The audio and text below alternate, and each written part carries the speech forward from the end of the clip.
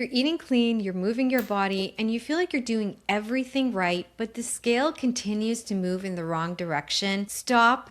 I need you to hear this. Weight loss after 40 is no longer a willpower problem, but it is a metabolic problem. And that's why today I'm going to show you the number one foundational fix to restore your metabolism so you can finally see results without having to diet harder. Hi, I'm Lara. I'm a registered holistic nutritionist, and I have been helping for the last 10 years women over 40 lose weight without having to diet. I can completely relate to gaining weight overnight, to trying all of the things. The harder I tried, the more weight I put on. I developed eczema. I was extremely bloated, exhausted. I started to develop anxiety. What I'm going to share with you today is exactly where I started when I decided that I needed a different solution, a solution that worked for my now over 40 body. I'm almost 50, but it started for me in my early 40s. So as I tell my clients, you actually don't need to do more. You need to restore your metabolism. So what do I mean when I talk about restoring your metabolism? Well, your metabolism, very simply, is your body's ability to digest food, break it down properly, absorb those nutrients, and utilize that fuel as energy instead of storing it as fat. Think of your metabolism like an assembly line. Food comes in the front door, digestion breaks it all down, absorption prepares it for use, and then your body decides, do I use this as fuel and create energy, or do I store this as fat? And that process has to go smoothly in order for your body to release fat instead of store the energy that you're consuming as fat. And this is where most women over 40 get stuck. Their digestion slows down. I'm going to explain to you in a minute why that happens. But if digestion is slowed down, it impacts your metabolic rate. And as a result, energy drops, cravings kick in, and the body really shifts into fat storage mode instead of energy production mode. And this is true even when you are reducing your calories and you're increasing your activity levels. So in a body with a thriving metabolism, it would translate, what you're doing today would translate into weight loss, but it doesn't because your metabolism at its core isn't functioning optimally.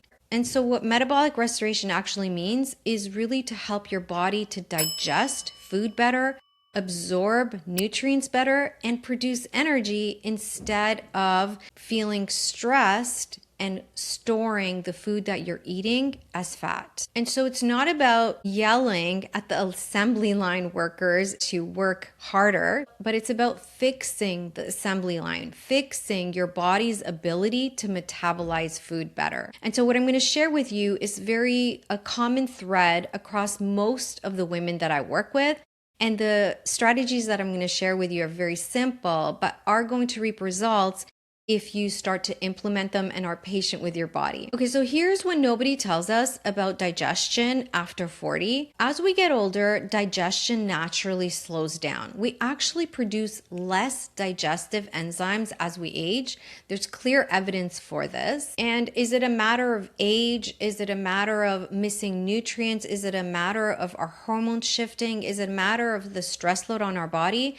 I believe it's a combination of all of them. For whatever reason, our digestion slows down. We actually produce less digestive enzymes. And so even if our diet hasn't changed, our response to the food that we're eating changes. Just listen up here, and these are signs that your digestion could be the root of your metabolic issues. You feel bloated after meals, you have GERD or acid reflux, you experience a lot of bad breath, halitosis, you feel constipated, or when you go to the bathroom, it feels incomplete, or maybe you have IBS or loose stool.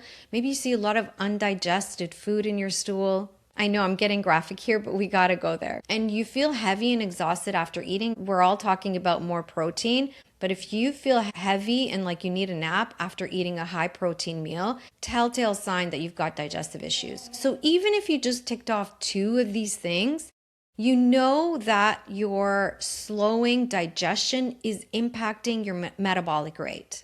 So we need to improve your ability to digest the food. And how do we do that? Well, these are very simple strategies that you can implement right away. Most of them don't cost anything. You don't need to take a digestive enzyme. But what you do need to do is the very first one is you've got to mechanically and chemically break down the food better. So if digestion starts in the mouth, you got to chew your food. And I know this is super boring, but it is actually very effective. And when you do this right, when you actually start to pay attention to slowing down your meals and chewing, you will see a difference probably within that day in terms of bloating, in terms of fullness, in terms of stomach digestion, burping or belching or even passing gas, okay? Both ways, you're gonna see a difference when you chew properly. And what does chewing look like? Well, count the number of chews per bite. And in the research, we need to chew about 30 times and until the applesauce consistency. And why is this so important? Well, our saliva is actually a digestive enzyme. It's a chemical that chemically breaks down the food, and then our teeth are supposed to mechanically break down the food.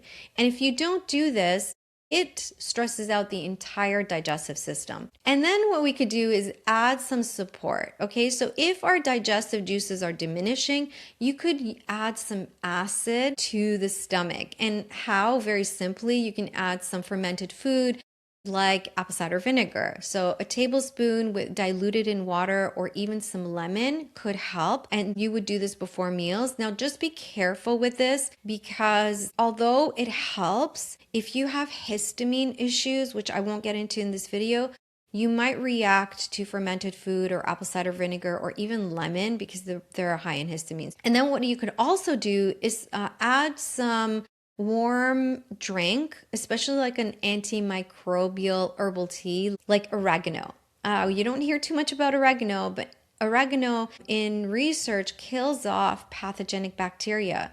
If you've heard of oil of oregano, it actually is really good for the immune system, but it also stimulates digestion, stimulates bile flow, stimulates stomach acid production, and will help kill off pathogenic bacteria. Because if you're not digesting properly, and this is where the bloat comes in, the food is fermenting in your body, and as a result, your pathogenic bacteria will actually increase because the food is putrefying. It's like rotting, and not a pretty picture, but it is what's happening. And I will dive deeper into different strategies on my 2-day workshop that is coming up. You can go and sign up at nutritionherway.com/workshop. It's a live Zoom call. You'll have the opportunity to ask me any questions. And if you're not subscribed, subscribe because I will be sharing further strategies with you on how to lose weight after 40 without dieting. The next episode is going to be all about nutrition, so I would love to see you tune into that one.